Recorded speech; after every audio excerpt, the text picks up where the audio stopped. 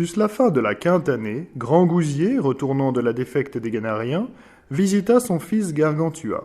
Là fut réjoui comme un tel père pouvait être, voyant un si tel enfant, et le baisant et accolant l'interrogeait de petits propos puérils en diverses sortes. Et peu d'autant avec lui et ses gouvernantes, et qu'elle par grand soin demandait, entre autres cas, si elle l'avait tenu blanc et net. À ce, Gargantua fit réponse qu'il y avait donné tel ordre qu'en tout le pays, n'est des garçons plus nectes que lui. « Comment cela ?» dit ce grand gousier. « J'ai, répondit Gargantua, par longue et curieuse expérience inventé un moyen de me torcher le cul, le plus seigneurial, le plus excellent, le plus expédient que jamais feu veut. »« Quel ?» dit grand gousier. « Comme vous le raconterai, dit Gargantua, présentement. Je me torchai une fois d'un cachelet de velours d'une demoiselle, et le trouvai bon, car la mollisse de sa soie me causait au fondement une volupté bien grande. Une autre fois, d'un chaperon d'icelle, et feu de même. Une autre fois, d'un cache-cou. Une autre fois, des oreillettes de satin cramoisi, mais la dorure d'un tas de sphères de merde qui estait, m'escorchèrent tout le derrière, que le feu Saint-Antoine arde le boyau culier de l'orfèvre qui les feiste et de la damoiselle qui les portait. Ce mâle passa me torchant d'un bonnet de peige, bien emplumé à la Suisse. Puis, fiantant derrière un buisson, trouvait un chat de Mars. Dit celui me torchait, mais ses griffes me exulcérèrent tout le péniriné.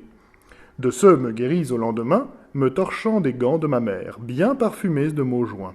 Puis me torchait de sauge, de fenouil, de hannette, de marjolaine, de rose, de fusil de courle, de choux, de bête, de pampre, de guimauve, de verbasse qui est écarlate de cul, de lactu et de feuilles d'espinard.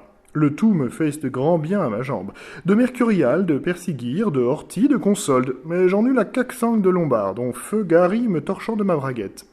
Puis me torchait au linceux, à la couverture, au rideau, d'un coussin, d'un tapis, d'un verre, d'une nappe, d'une serviette, d'un mouchenet, d'un peignoir. En tout, je trouvais de plaisir plus que n'en ont les roigneux quand on les estrine.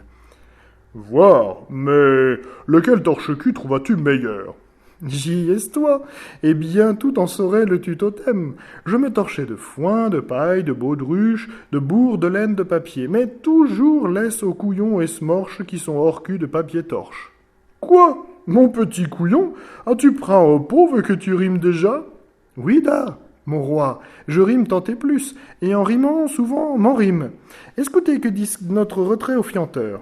Chiard, foirard, pétard, brenou, ton lard, chapard, s'espar, nous, ordou, merdou, esgou, le feu de Saint-Antoine te hare, si tout tes trous esclous, tu ne torches avant ton départ.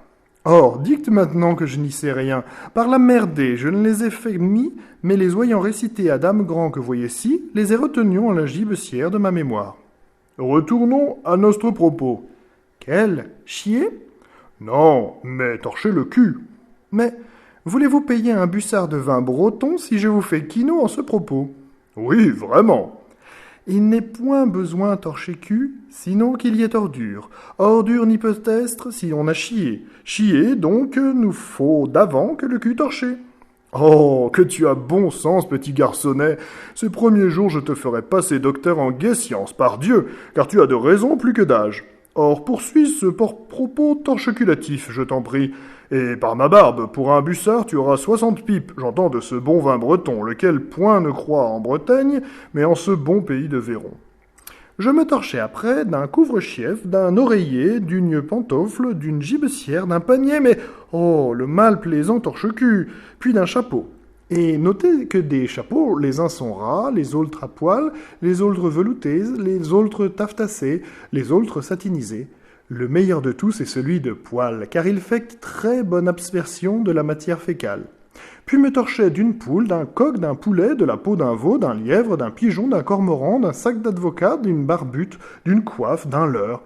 Mais, concluant, je dis et maintiens qu'il n'y a tel torche-cul que d'un oison bien duveté, pourvu qu'on lui tienne la teste entre les jambes, et m'en croyez sur mon honneur, car vous sentez au trou du cul une volupté mirifique, tant par la douceur dit celui du mets que par la chaleur tempérée de l'oison, laquelle facilement est communiquée aux boyaux culiers et aux autres intestines, jusques à venir à la région du cœur et du cerveau.